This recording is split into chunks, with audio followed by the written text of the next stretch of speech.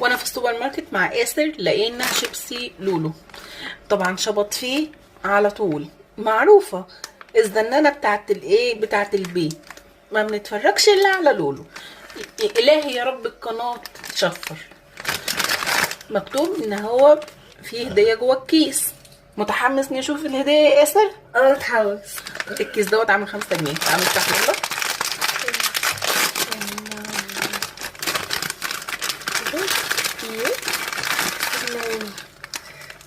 بصوا الهديه اهي، اللي هي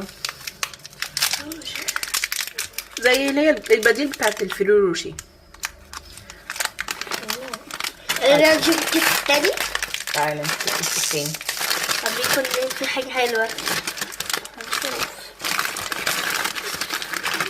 ده اللي بالجبنه يا جماعه.